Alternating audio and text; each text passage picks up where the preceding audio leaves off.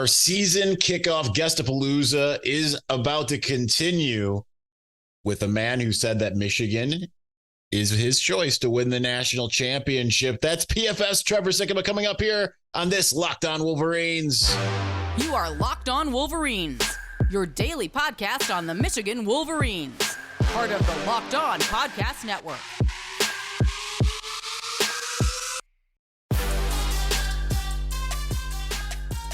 Happy Tuesday. We are back in doing it as promised. Locked On Wolverines podcast, part of the Locked On Podcast Network, where it's your team every day. I'm your man on the ground, Isaiah Hole, publisher of Wolverines Wire.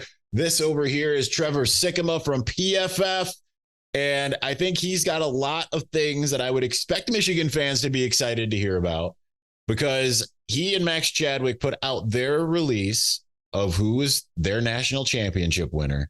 And both of them, and I know Max was on the podcast in the spring, and he said it back then.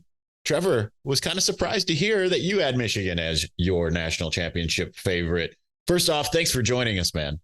No, I appreciate you having me back on. Love the show. Love any time that we get to link up and get to talk some ball. But look, I know that expectations of a national championship in college football are sometimes scary, because you realize that you basically have to run the table and that you can't mess up at any point throughout the season, or it might be over for you. Maybe Michigan's got a little bit more leniency because they are such a talented team. They're starting pretty high in the rankings, and then they have a chance to play a couple of pretty good opponents. And so maybe you could falter one game, but anytime you have national championship expectations, there's always a ton of pressure. But Michigan should have them. I mean, let's be honest. They should have played for the national championship last year. They should have beat TCU. If they play that game another 9 times to make it an even 10, Michigan probably wins all 9. At least they're probably winning 8 of them. They were the better team. It just, the ball bounced so many ways for TCU to end up winning that game. And I feel like this Michigan team this year is still supremely talented. You know, I think that they're going to have a fantastic ground game with the two backs in Corum and Edwards. I think that J.J. McCarthy could very well take that next big step as a quarterback to where we're going to be talking about him not just as a Heisman candidate, but also a first-round NFL draft pick. Love a lot of the guys that they still have on the defensive side of the ball. And so this is one of the most talented teams in the country. And I know that they have a couple of games that you could point to throughout the schedule and say, okay, these could be resume boosters, but overall, the Big Ten's not the strongest conference. And so they have a pretty easy path to perfection, if that is even a sort of thing. Obviously, they got to go through Ohio State, but because of the schedule, because of the familiarity of opponents, because of a lot of the players coming back, I think they're going to be a college football playoff team. And when I kind of broke it down sitting here in August, I came out with them as the national champions. Well, that's certainly something that we discuss on this show all the time, but nationally, that isn't usually, aside from you two over at PFF, but aside from maybe like Reese Davis at ESPN, which he's going hard the other way after last year, where he was not that high on Michigan. Certainly, it's mostly Alabama, Georgia, Ohio State, LSU are the teams that tend to get that love. But like you mentioned the schedule, but what about the personnel excites you? Like, who do you look at on this roster and say that's a national guy that can help you win a national championship more than some others? Who are those game changers that you see? Obviously, you have to be great in the passing game in order to put up enough points when it comes to those championship games, right? Whether it's conference championship game or whether it's college football playoff, the national championship, whatever it is. But I feel like McCarthy, where I still think he has to grow a lot as a passer, especially when it comes to play under pressure. He's got to feel the pocket a lot better. I just got done doing summer scouting a couple of months ago with quarterbacks, and because McCarthy is draft eligible, he's somebody that I watched, and there's a ton of arm talent there. You like what you've got from a lot of the tools of him as a passer, but how he navigated the pocket under pressure, anticipation, that internal clock in the back of his head, like that's something that still definitely needs to take a next step this year. But if you think that's going to happen, I think he can elevate the passing offense sort of himself. And in the backfield in college football, when you've got two guys like Blake Corum and Donovan Edwards, I mean, you can beat most opponents in college football just with those two guys. And of course, they're rushing behind one of the best offensive lines in the country. And I think that needs to be noted as well. But the fact, I would have been excited about this Michigan team if Corum had left to go to the NFL. But the fact that he's back, you have this two-headed rushing attack. And I mean, this is the best running backfield in the country without question. And so when you can rely on your ground game as much as Michigan, I think, is going to be able to this season, your floor as a team is so much higher because you don't need to be this incredible through the air raid type of passing attack in order to put a ton of points on the board. To me, Michigan could score like 30 points a game just by focusing on the ground game because of how talented their running backs are. And anytime you can keep things that simple, to me, it just spells out your margin for error is so much wider than it is for some other teams. I like a lot of the studs that they have on the defensive side of the ball too. Chris Jenkins Jr., Junior Colson, Rob Moore, those guys, and a few more. I think that there's so much talent there on both sides of the ball that you look at that schedule and it basically comes down to what it came down to last year. You beat Ohio State, you're in the driver's seat, right? And I think that they're going to be in that same situation again. You mentioned a lot of those players that Michigan fans certainly expect, and maybe nationally, a lot of those names come up or are starting to more and more. But is there anyone, as you've been kind of watching Michigan and doing your research, is there anyone, whether it's someone who was already on the team, whether it's a guy who has transferred in that you have circled and say, this is a guy that I'm taking a look at. This is a guy that I'm really interested to see what he does this year?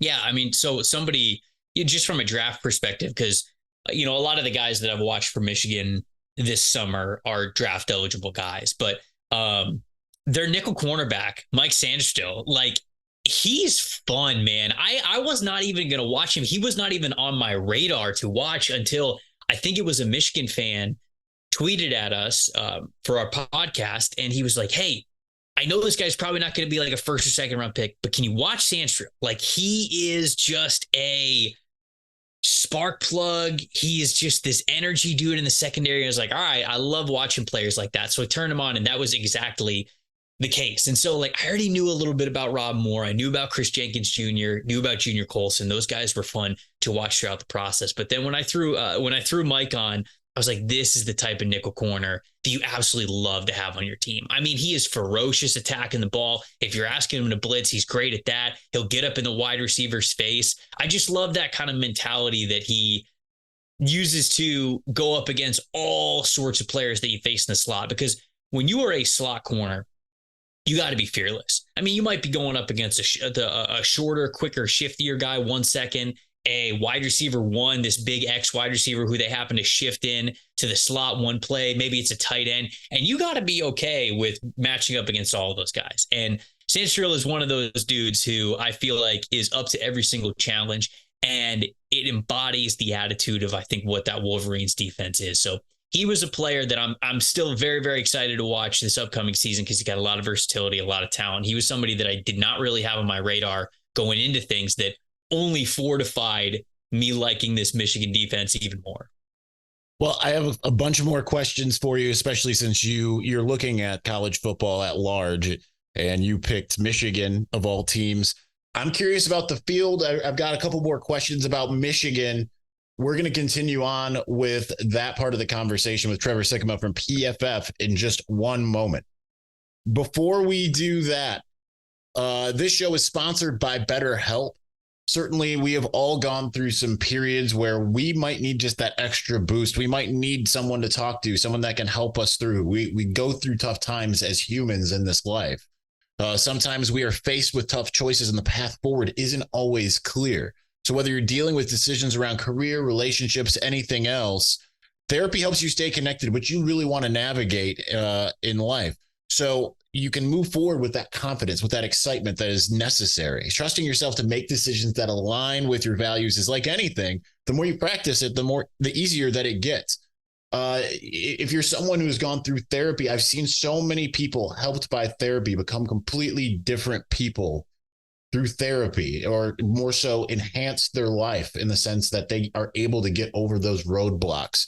Whether you've not, whether or not you have gone through therapy personally, I know it's something that is beneficial. I know it is something that can help.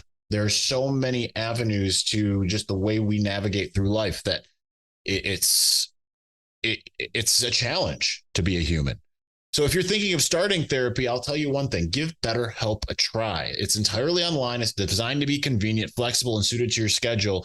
Just fill out a brief questionnaire and you'll get matched with a licensed therapist, and you can switch therapists at any time for no additional charge. Let therapy be your map with BetterHelp. Visit betterhelp.com/lockedoncollege today to get 10% off of your first month. That's BetterHelp, HELP.com/lockedoncollege. All right, we are continuing on with Trevor Sikkema from PFF. I want to briefly just kind of go over, and I should have had this ready to go, but I closed my window like a smart person always does, to have your top four. And clearly I've completely lost it. I got the PFF preseason team saved. I've got all these other things. I can tell you what it is. All right. Yeah. Tell me what it is, because I had it up and then I closed it as I was navigating through here. This is my college football playoff predictions, right? Is that what you're talking about? Those four? Yeah, the four. Yeah. So I had, because I got it pulled up too, I have Michigan at 1. So I'm predicting that Michigan runs the table. And if Michigan runs the table, wins the Big Ten championship, I think they'll be the number 1 seed. I have LSU at 2 because I think that LSU is going to win the SEC championship. And then I have Florida State at 3. I think they're going to be ACC champions. And then I have Georgia at number 4 because I think that Georgia is going to play LSU for the SEC championship. And because Georgia's ranked number 1, if they end up going into the SEC championship game, they're going to still be ranked number 1. And so a loss to LSU is probably not going to be enough to bump them out of the top 4. So that's the way that I saw it. I got 2 SEC teams going in, Michigan at 1, LSU 2, Florida State 3, and then Georgia at number 4. That's how I see it happening. Yeah, I wanted to look that up because I got confused for a second as to which one, if you were the one that had Michigan at 1 or if it was Max that did. I know Max then has Michigan at number 2. Mm-hmm. What I was curious about with both of yours is that you have the SEC, the 2 SEC teams, and yours. Neither of you have 2 Big Ten teams, while a lot of people are saying the Big Ten can get 2, maybe Big Ten can get 3, type of thing. And I understand that it's a very top heavy conference at this moment. I personally don't have more than 1 Big Ten team going into the college football playoff, but I want to know, why don't you have Ohio State or Penn State in there? So to me, when I look at the preseason rankings, the 3 teams that would have a chance to me to make the college football playoff from the Big Ten is Michigan and Ohio State and Penn State. And I haven't looked at each of their schedules individually recently, but to me, like, if any of those 3 teams run the table, win the Big Ten championship, I think any of them are in, but I don't think the runner-up would also be in. I just feel as though you've got too many SEC teams that are the powerhouses. You've got Georgia starting the season at number 1. You got Alabama starting the season at number 4, and you got LSU starting the season at number 5. You then have, there's other ranked SEC teams as you go a little bit further down. Tennessee is 12. Ole Miss is 22. Texas A&M is 23. And I think there's going to be some other SEC teams that kind of fluctuate within the top 25 too. So I always just feel the thing that the Big Ten has against them is, as the season gets going, it just feels like more SEC teams specifically get upped into those rankings where you start to have bigger resume builders for your wins in the SEC, and the losses don't look nearly as bad. So I know the Big Ten's a little bit stronger this year, especially with all 3 of those teams that I mentioned within the top 10. I think that that's a really good sign for them. So there's potential there, but I just keep going back to the fact that I do think the SEC is still the most talented conference in the country. And when you look at a conference that has the potential to get 2 teams in, they're going to have a greater chance to play teams that are higher in the rankings so that, like I said, the wins look better and the losses don't look as bad. So that's why I lean towards the SEC still being the conference that gets 2 teams in, just because I feel like those cumulative rankings are going to be higher in that conference than the other ones. See, those were all the wrong answers. I didn't want to tell you that while you were speaking. The correct answers are Ohio State is garbage. James Franklin is going to score no touchdowns, only field goals all season long because he loves field goals, especially sad ones. He does love field goals. No, I the way I look at it is, I did look at their schedules recently. I did predictions of every team. I was kind of surprised myself that I have Ohio State losing 3 games this year. I just feel like it's a type of year where they could, right? Like this is a program that has had very few misses over the course of the last, really, you could go back 50, 60 years, but in the last 2 decades, particularly, and the last decade and a half, I mean, they've gone Braxton Miller to JT Barrett to Dwayne Haskins to Justin Fields to CJ Stroud. And now I'm kind of like, they're in a quarterback quandary. They don't know if it's going to be Kyle McCord or Devin Brown. And I feel like that's not a good sign at this stage, right? Usually they have their guy chosen. And certainly we've seen teams find their quarterback midseason. I mean, heck, TCU didn't even start Max until Max Duggan, right? Yeah, until they had to. So certainly a team can find itself, but I feel like this is the type of year where Ohio State actually could take a step back. Yeah, and this could be the case for a lot of teams that are in the top 10, right? I think that we're getting a little carried away with just assuming some of these top dogs are going to remain top dogs at the end of the season. And I use that kind of full pun intended when I talk about Georgia. Like, everybody has Georgia as the number 1 team in the country. And I get it. Georgia's still supremely talented and you want to give them their respect, but they're starting a new quarterback and they lost so many players to the NFL draft over the last 2 years. Like, I know that they're still talented. They still have really good players. I scouted a bunch of them this summer. But to me, to just think, oh yeah, Georgia's going to be there in the end, that's not nearly as much of a guarantee. They named Carson Beck the starter, but he hasn't been the starter before. So that's going to be a mystery for them. Alabama, we don't even know who Alabama's quarterback is going to be. So that goes into it. Ohio State's the same way. LSU, okay, they're starting Jaden Daniels. Excuse me.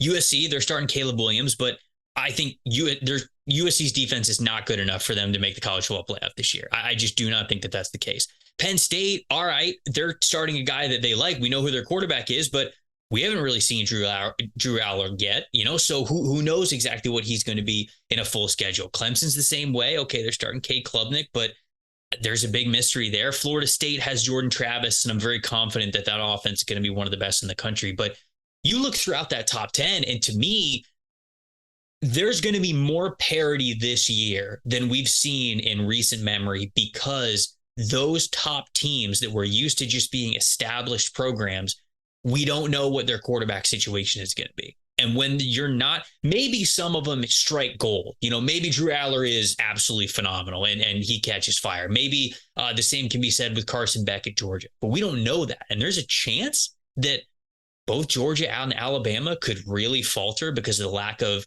success that they might have at the quarterback position. That opens up a couple more spots for other teams to kind of climb in there. So I think that this year, more than others, is going to be a chaotic season. And as Game of Thrones taught us anything, chaos is a ladder. So we can see teams take advantage of that opportunity.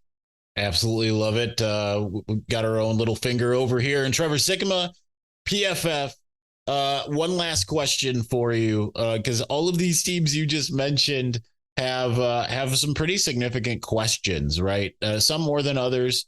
We talked about Ohio State's quarterback. We talked about, the same thing, Georgia, all their losses, Alabama, all of these teams have these questions. I look at Penn State and as much as people are loving their offensive line, I understand there's one really dominant player there in Olu Fashanu, but I question the rest of it. Mm-hmm. That said, what questions do you have about Michigan at this point? Like, what do you think you go into this season and you say, well, I still want to see this from them, aside from, like you mentioned, the JJ McCarthy pocket awareness? Yeah, and going back to it sort of has to do with the way that I talked about McCarthy before, and that is who's going to be the dominant pass catchers on this team. Like, who are going to be the dynamic pass catchers, because that to me is the big difference. If I'm just looking at the depth chart now, like Roman Wilson, okay, Cornelius Johnson, those guys are seniors. You got Darius Clemens. I like Colson Loveland as well from the tight end spot, so I'm expecting a nice year from him. But somebody's got to really step up. Multiple people, let's be honest, have to step up in a major way. And I mentioned how high the floor is for Michigan because of how talented their running back room is. How high the ceiling is will come down to who can really step up and how much they're going to step up from those pass catchers. So that to me is really going to hold the key to whether or not Michigan deserves to be some of those favorites for the national championship, is whether or not those pass catchers can really become a dynamic group, one of the better groups in college football. So you got the offensive line, you got the running backs, and I think the defense is going to be good enough. You got a ton of nice athletes. You got a good mix of upperclassmen and underclassmen there on the defensive side of the ball. If McCarthy takes that next step, it really, to me, just comes down to, do you have the playmakers in the passing game to beat the best teams once it comes to that Ohio State rivalry week, Big Ten championship, and then 2 college football playoff games? All right, Trevor. Well, thank you so much for joining, and we'll certainly talk throughout the season. And hopefully, like the last couple of years, we were able to talk a little Tampa Bay football. I don't know how much I'll be paying attention now that the GOAT is gone, so I'm curious to see how they do. But I'll still have to tune in if for no other reason than to have our off-camera fodder that we've had talking about the Bucs. But thanks again for joining us. Of course, my friend. Anytime. That's Trevor Sikkema from PFF. Thanks to him for joining. Awesome stuff that he does and they do over there. And we won't necessarily have a weekly PFF like we did a couple years ago, but we will do more hopefully than we did last year when we kind of started strong and fizzled out. But it's always good to get their insight. I know that there's some mixed feelings sometimes, but they've usually been more right than not. I said that on the On3 board because someone pointed out when they had said that this is their prediction. Like, oh, but is PFF usually right? Well, in following them closely, yes, they generally are. There are moments in which they are not, just like anyone, because they play games for a reason, right? Otherwise, this would all be settled through computers. The BCS era never would have ended. So we're going to continue on here in just a moment. We're going to talk a little bit about what Jim Harbaugh had to say about missing the season, and some of my quick thoughts as well on his opening monologue yesterday, talking about revenue sharing. We'll do that here in a moment. Get ready for the NFL season with incredible offers from FanDuel, America's #1 sportsbook. Right now, new customers can bet $5 to get $200 in bonus bets, guaranteed. Plus, all customers who bet $5 will get $100 off NFL Sunday Ticket from YouTube and YouTube TV. That's a heck of a deal. Now is the best time to join FanDuel. The app is easy to use, and you can bet on everything from spreads to player props and more. So visit FanDuel.com/lockedon and kick off NFL season with an offer you do not want to miss. FanDuel, official partner of the NFL.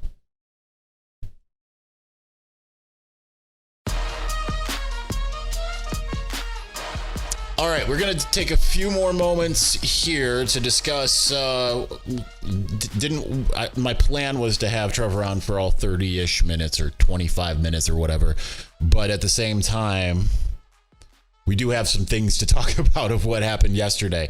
So let's start off with Jim Harbaugh came on and gave a full-throated defense of the idea of saying that these players, student athletes across college athletics, need to be a part of revenue sharing now, he says.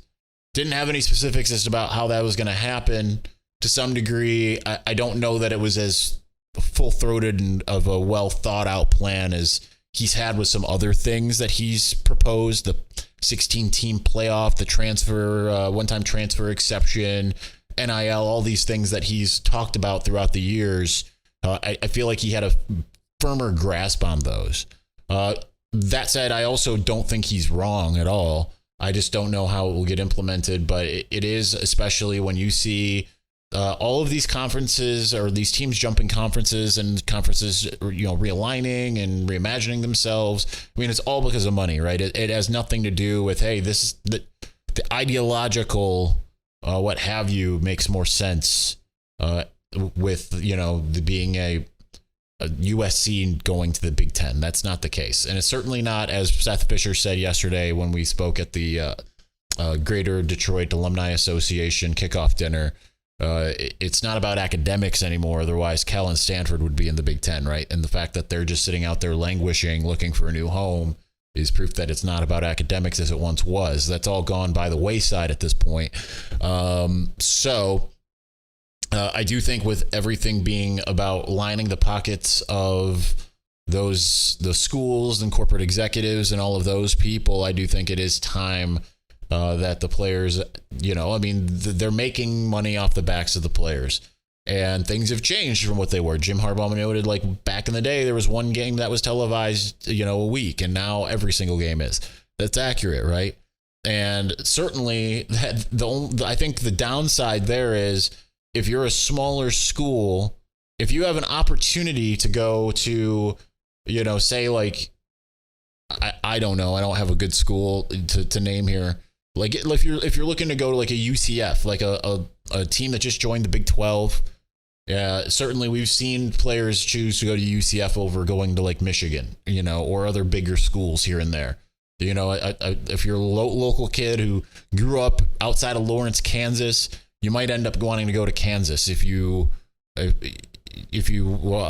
the SEC, sure, all the SEC teams are getting a lot of money, but maybe you have a better opportunity with the mix of the revenue sharing as well as NIL. But if you're one of those 5-star guys that's going to Mizzou, to instead choose a different school, choose a Big Ten school if the payout's higher, to choose choose a school that's also going to line your pockets with more NIL money, things of that nature. So there's just a lot to really consider. I think what's interesting about the timing of this for Jim Harbaugh is it felt really planned. I don't feel like, reading some message boards that anyone kind of recognized that this was, to me, like, why now? And he says, well, because this is something I've talked about and it's something that needs to be addressed now. I think it's more because just the timing of like, hey, I'm going to be suspended for 3 games. I still can't talk about the NCAA. This is also a way to basically come right directly at the NCAA.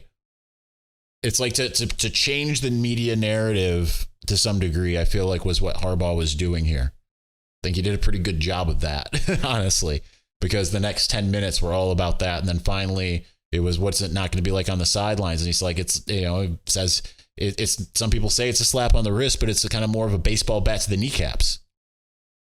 It really is in so many ways for a guy who is a quintessential rule follower, right? Like that. This is why Ryan Day said, we're going to hang 100 on him, is because Jim Harbaugh called him out for not following the rules. The intent to deceive penalty got him so angry because he felt like he was within the rules. He's always been such a stickler for the rules, so he doesn't feel like he did anything to break them.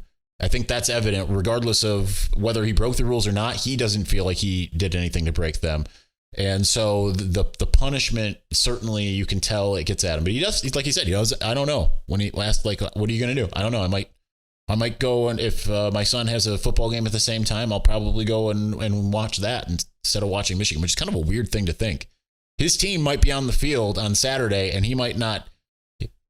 Sure, he'll probably have his phone there and watching Peacock that way or something like that. But it's gonna be odd, I think, just being down on the field. And normally, it's like one of the first things that we look for is Jim Harbaugh. The other thing we look for are the recruits, and the recruits aren't going to be there, which makes sense because these coaches have enough to worry about as far as the game planning of it all, and then adding the added element of trying to host recruits and hey, we're going to try to woo you to Michigan and all of that kind of stuff. That's not going to be there. I, for one, love it for the sake of I will have nice and open and empty sidelines in the pregame, hopefully.